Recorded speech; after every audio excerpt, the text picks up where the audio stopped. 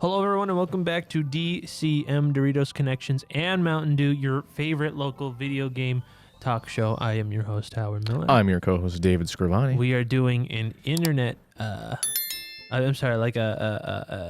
audio only episode. It's been a while since we've done one of these. Oh yeah, we haven't done one since the summer. I think. No. Since late August. We're long overdue for a new one. Yeah. So welcome back. Well, welcome back. What's up? What's poppin'? Yeah. So we have some breaking news, and it's that E3 2022, both digital and physically, has been canceled officially. So we actually, instead of doing one episode for every a day of E3, we're not doing that. We were gonna actually do a live reaction. Yeah, that was our plan, because last year we kind of waited way too long to do anything on E3. Yeah. And the good old algorithm failed us because E3 wasn't relevant anymore by the time the episode went up. Yeah, we did have one episode that came out, I think, while E3 was still going. Nobody saw it.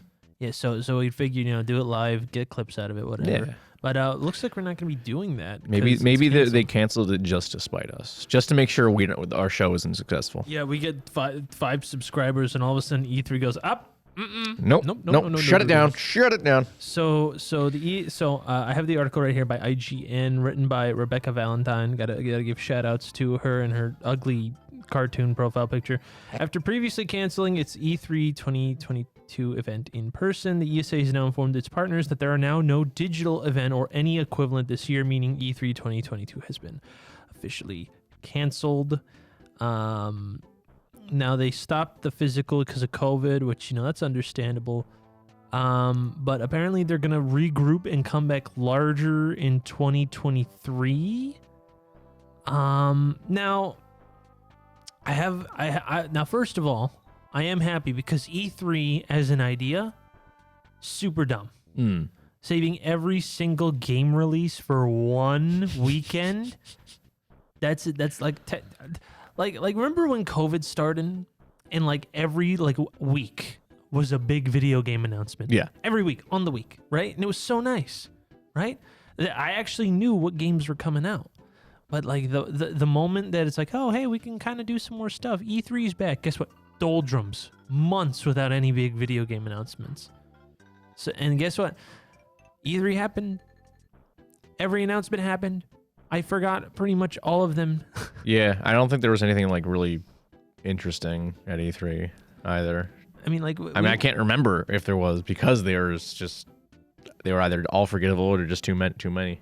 We went over, what was it? There was, I remember, what was it? The Gearbox presentation being really bad because they just talked about the Borderlands movie but didn't show anything about the Borderlands movie. And to this date, we still have nothing on the Borderlands movie. Yeah, they had an interview with Kevin Hart where they had to hide his costume. In fact, I forgot a Borderlands movie was happening until you just mentioned it 2 seconds ago. Yeah.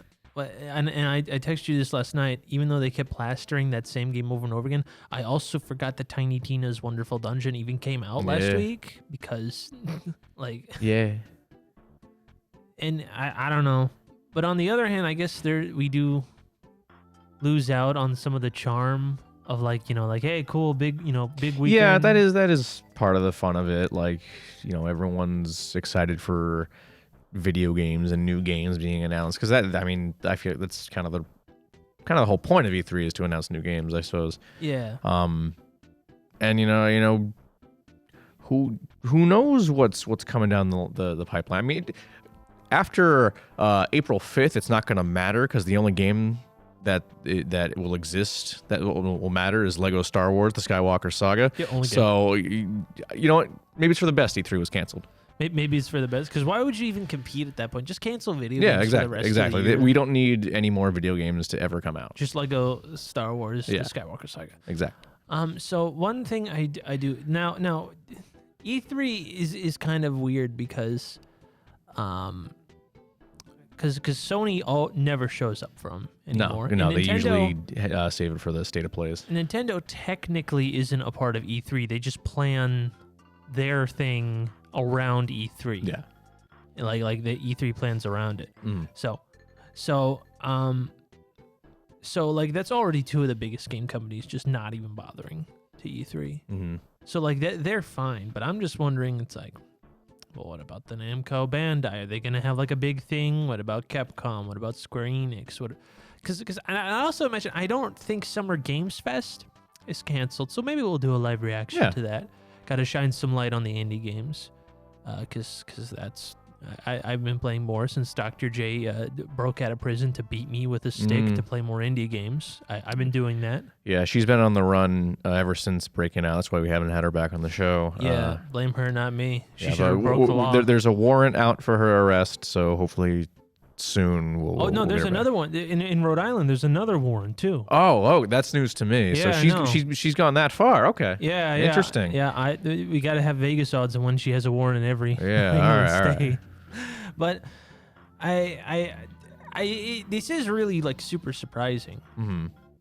I mean, because EA is phony. I'm sorry, not EA. E3. E3 is super tacky, phoned in, commercial, hyper commercial. Mm-hmm. But it is also like, for some reason, the way we chose to advertise video games. Because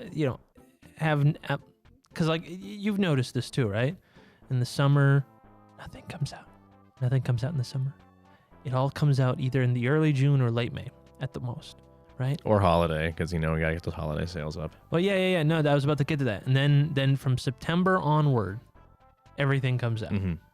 Again, COVID rules. Anything came out whenever, which was, I think, a more organic I agree. Release pattern. Gives you more time to play games because they're not all crowdedly released. Yeah. You don't have, things like March where, for some reason, multiple AAA games came out. Mm-hmm. Or November when Battlefield and Call of Duty both came out at this, 1 week away from each other? Something like that, yeah. Yeah, no. So E3 was kind of like that anchor that made a terrible inorganic game release schedules. So, what are we going to do now? Are people going to start shifting releases? I don't see know. that happening.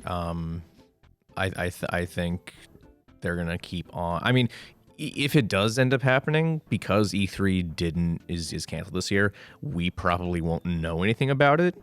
Mm-hmm. Because again, E3 is usually reserved for announcing new games. Sometimes they'll show off games that have previously been announced, new trailers and whatnot. But it's a lot of it is new games. So if a game isn't even announced yet and releases are shifting, we won't know about it, So it's possible, but my guess is that we won't know what's going on in terms of release. And also, I guess that another positive is that we don't have to look at E3 leaks anymore. That's true. We don't have to look at any of them. No, we really don't. We can just carry on with our lives. They don't exist. There's nothing. We don't got to play the is a Hollow Knight. Was it Silk Song gonna be there? We don't have to play that game anymore. Oh my god! Imagine if E3 is canceled and that expansion magically gets a release date. Oh my god, that'd be the funniest thing. That would be pretty great. That would be pretty funny.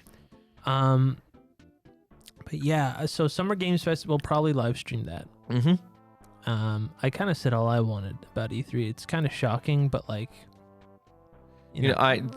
the only thing, if had it not already happened earlier this year, the only thing I would have been upset about is that because E3's gone, nothing new on Wolf Among Us 2, but we also had that big live stream on Wolf Among Us 2 a couple months ago, which I don't think we had mentioned on the show at all.